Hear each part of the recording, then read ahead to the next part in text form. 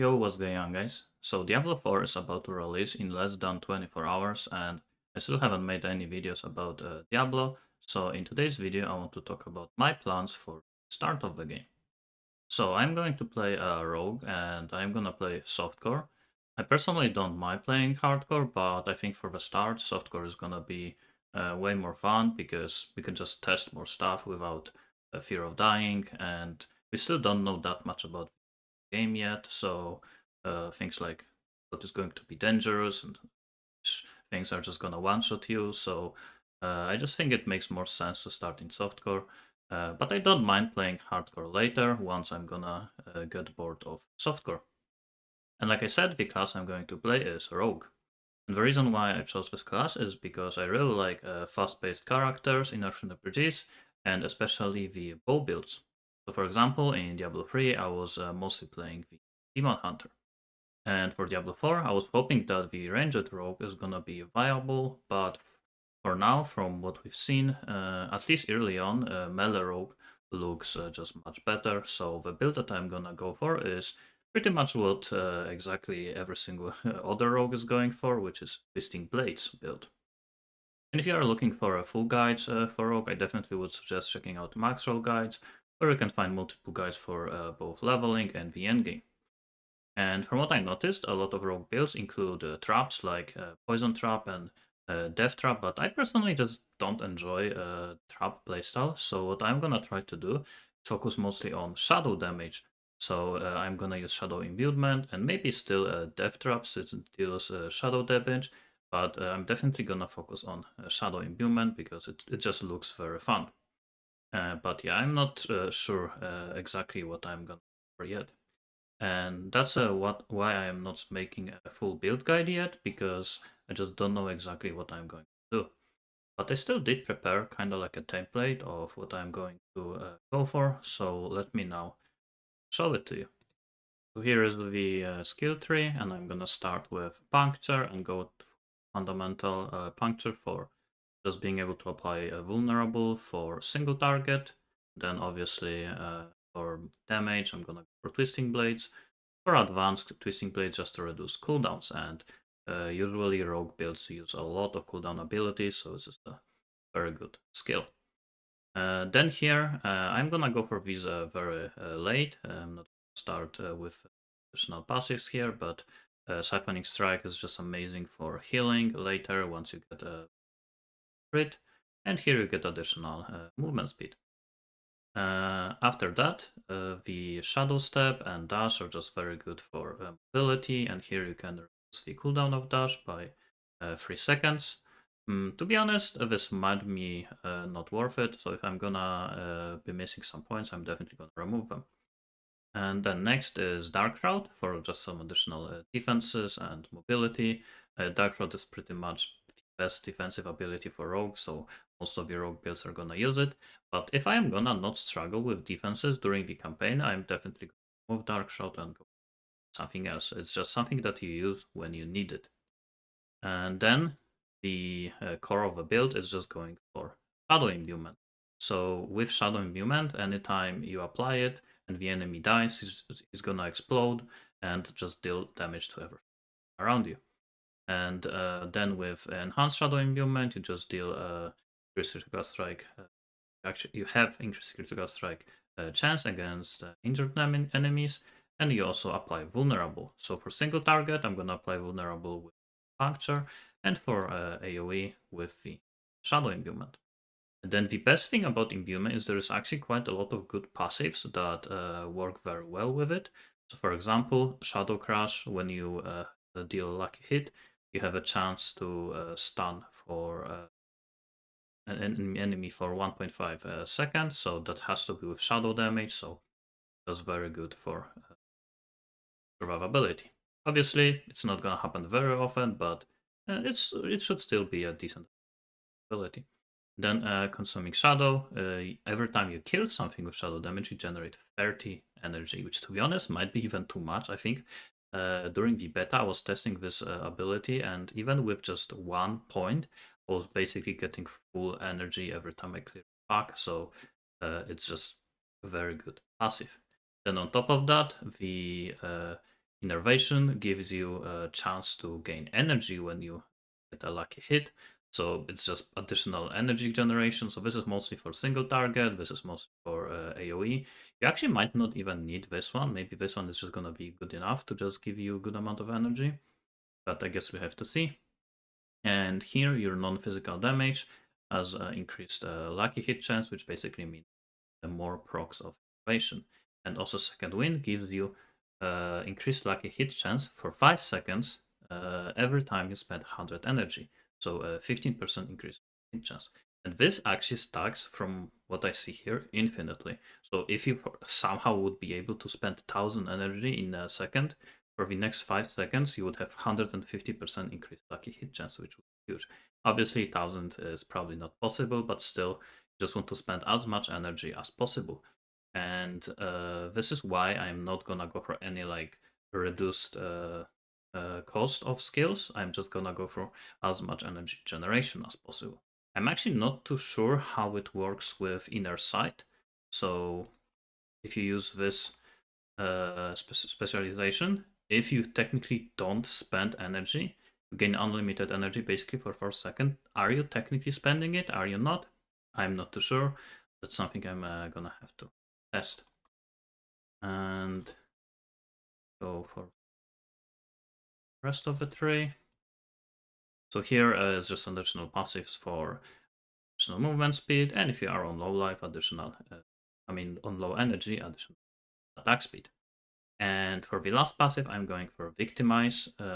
That's something I'm definitely gonna test. There is a few decent options for this build, but I'm gonna go for Victimize because this way you're gonna have even more explosions. So anytime you hit the vulnerable enemy, you have chance to cause an explosion that's gonna deal original damage, which means if you're gonna deal shadow damage, explosion is also gonna be shadow damage. So it might be overkill. Maybe Shadow Imbuement is just gonna clear everything without this, but I guess we'll have to see. It might be actually very useful. On top of that, you can combine it with the item, which is called Find it Explosions from Victimize Key Passive heal you for X amount of life. So might be also a pretty good way to survive. And as you probably have seen, I also took the Poison Imbuement, but we actually have only 6 slots for skills. So I'm gonna go for Puncture, so that's 1, that's 2, 3, 4, 5, and 6. So I don't have space for Poison Imbuement. But what you actually can do is technically at any point you can just swap skills on your skill bar, which is actually kind of annoying, but to be honest, Poison Imbuement is just very good for single target, Shadow Imbuement is great for clear. So what I might try doing is whenever I'm gonna fight any like big bosses during the campaign, I'm just gonna swap one of the skills, so maybe Dark Shroud or one of the mobility skills like Dash or Poison Imbuement, and after killing the boss, I'm just gonna swap back. So that's straight up just for the campaign, and I guess we have to see if it's also gonna be good in the endgame. I'm pretty sure in the Nightmare Dungeon you can't swap skills anymore just on your skill bar during the dungeon, but I guess we'll have to see. It might be just a nice way of just getting additional damage. And another thing I might try out is Poison Trap. Like I said, I don't really want to go Poison Trap, but it's just, from what I've seen, provides a lot of additional damage because there's a lot of legendaries and some additional passive that just synergize very well with the Poison Traps. So I just hope I'm not gonna have to go for it. And in terms of another passive, Close Quarters is pretty good, just for additional attack speed. When you deal damage with Marksman and Cutthroat, you get 10% attack speed. So you can actually get 20% because the Twisting Blades is considered Cutthroat and Puncture is Marksman. So this way you get both of the effects. 20% attack speed is pretty good.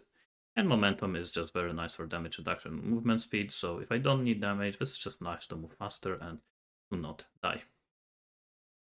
And the last thing I might try out is also the Shadow Clone. I just don't know if I'm gonna have space for it. Maybe eventually, if you have enough energy generation, I might be able to remove the Puncture, just go for another skill. Then I might use Shadow Clone or Death Trap. I guess I'm gonna test it. And that's what I was saying earlier. This is not like a full guide, like I'm 100% gonna go for it. This is just like a template that I am aiming for, but there's definitely gonna be a lot of testing that I'm to. I'm gonna try out a lot of other stuff, and respecking is apparently very cheap, so it's gonna be a lot of testing. And for the items, the most important thing is just going for blade tensor aspect and use it on a bow. This way you get double the effect, and this way twisting blades are gonna just orbit around you, so you're gonna apply even more shadow imbuement, so more explosions, and just more damage, so it's just very good aspect. And in case you're wondering how do you get it, you progress through the campaign, and in Act 2 you get it from the Gallows Vigil in Scotland. And for the other aspects on the weapon, go for additional crit chance against injured enemies. When you cast Shadow Imbuement, you trigger additional explosions, so you don't even have to kill something, you just trigger explosion immediately when humans, so just additional damage. It might not be a good enough amount of damage to actually kill anything, so I guess we're gonna have to test it if it's good enough during the endgame. But still, should be pretty good. The amulet, critical strikes with core abilities give you attack speed. This actually got buffed. Now it's gonna be 5 seconds. We just got information today about the patch, and it's last a bit longer. Edgemaster aspect for additional damage when your primary resource is high. So because we are using the inner sight, this is gonna be up pretty much always. You're just gonna get additional damage. And the last thing is restore 1 to 4 primary resource when you crowd control enemy. And because of the combination of shadow imbuement with this passive, like a hit, you have a chance to stun. You're gonna crowd control enemies very often, so it's just additional way to generate resources. But I might not even need it. I might go for something else. And for the defensive stuff, actually there is still gloves. Glove is the last offensive aspect. When you use a dark shroud, you also deal shadow damage around you. So there's just additional explosion. So like I said, I'm gonna try to focus on everything on just shadow damage as much as possible, just for amazing clear. And for the defensive aspects, for the helmet, I'm going for damaging and vulnerable enemies has a chance to drop a healing potion. So this is something that I tested during the beta, and to be honest, this was like amazing. When I was fighting some bosses, I had like 20 to 30 potions around me. It was just very good defensive. I'm obviously also gonna test some other stuff. Maybe just healing from Siphoning Strike is just gonna be good enough. I might not need it, but I'm definitely gonna test it out. Definitely looks pretty good, and when I played with it during the beta, it felt nice. And aspect of disobedience is pretty much the defensive option that everyone is going for. You just get a ton of additional armor when you deal damage. And for pants, I'm going for explosions from Victimize Heal Me. So like I was saying earlier, Victimize passive just triggers additional explosions, so you get additional healing. And for the boots, when you hit a crowd controlled enemy, you have a chance that it's gonna spread. So this is again combines very well stuns from Shadow Crash, and also with the aspect of the Umbral for just additional primary resource when you spread the crowd control effect. And for the gems, just crit damage to vulnerable enemies alive. Maybe I'm gonna go for something else like damage reduction while control impaired, because when you are like slowed or chilled or something, you don't actually have to be like stunned or anything. You can just be slowed and it's already gonna reduce the damage you take, so it's also decent. And further just additional armor on Skull. And here you can see all skills. I was saying I might remove one of them for like poison imbuement, or maybe shadow clone or death trap.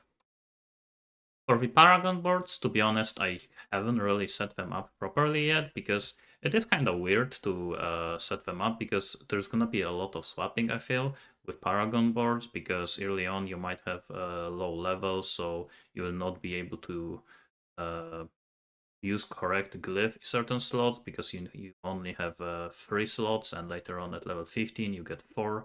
I mean, the range, you get 4 range, so I'm gonna swap them around, so I just don't have a template. But definitely just check out Maxroll for the rogue guides, and you're gonna see some nice examples of Paragon trees that you can go for. Okay, so now the next thing I want to go over is how am I planning to progress through the campaign and some of the early endgame. What I'm gonna do is I'm just gonna focus on the campaign, ignore pretty much all of the side content like side quest, and after I reach level 10 or 12, that's when I'm gonna go for the Act 2 instead of going to the top part of the Fractured Peaks to finish the 1. And this is for two reasons. First reason is because in Act 2 you get the most powerful aspect for the rogue, which is the Blade Dancer aspect, which makes your twisting blades follow you for a few seconds. And you get it from the Jalal's Vigil dungeon, which is top right part of map. And on top of that, way there is another good aspect, which is the Edge Masters aspect from the Old Stones dungeon, which also gives you some additional damage depending on how much energy you have. The second reason is because apparently at the start of Act 4, you unlock the mount, which is usually around level 30, and getting the mount makes your progressing through the campaign much faster, so I just want to get it as fast as possible. I don't know if completing the entire Act 1 is required to be able to start Act 4, but I guess I'm gonna have to test it. If anything, I'm just gonna go back to Act 1 and just finish it and then go for the Act 4 for the mount. And speaking of going back to Act 1, at level 15, I'm gonna go back to Kyovashat and do the Rogue specialization quest so I can Inner Sight. Early on, you need the combo. You only can use combo points, but at level 20, you can use Inner Sight. And if you think that going back to previous act might be annoying and take some additional time, well, you can literally just go there by teleporting by the waypoint, so you don't waste any time by doing it, so you can freely just move higher up. Then after I'm gonna finish with the story, I'm gonna focus on farming renown, reaching level 50 and unlocking the gear. So you do that by doing the Absent Dungeon. So the best things to do at this point is to just focus on doing all of those things at one very efficiently. So instead of just farming one dungeon just to get the XP to reach level 50, what I'm gonna do is I'm gonna do multiple different things like looking for Altars of Lilith, doing the dungeons one by one, and the side quests. Also, at this point, you unlock Whispers, so you unlock them after finishing the campaign. And Whispers are basically like a bounty quest system from Diablo 3. So the most efficient way to do dungeons for the Renown is to just do dungeons, only one that are marked as Whispers. So at the same time, you're gonna do dungeon for the Whisper quest, and also you're gonna get the Renown points. And on the way, if you find any altars, I'm also gonna click them for some additional renown and for ornament stat boost. And speaking of altars, there's already a map with all of the locations of the altars, so it's gonna be easy to find all of them. And also, I would suggest focusing on getting the core ones that give Paragon points. They're definitely important ones. And then in the end game, I hope we are not gonna just end up farming the nightmare dungeons all the time. And that's because if you are not familiar with my content, I don't really like making build guides. I really just like figuring out farming strategies in RPGs and even other games. And if you're just gonna end up farming nightmare dungeons, there's not going to be anything to figure out in terms of strategies. So in terms of my content on YouTube, what you can expect from me is definitely some day 1, day 2, and so on updates on my progress. And on top of that, I'm gonna try to make some videos on how to farm more efficiently. But I guess we're gonna have to see if there is even anything to optimize in terms of strategy. So that's gonna be it for this video. Thanks for watching and see you next time.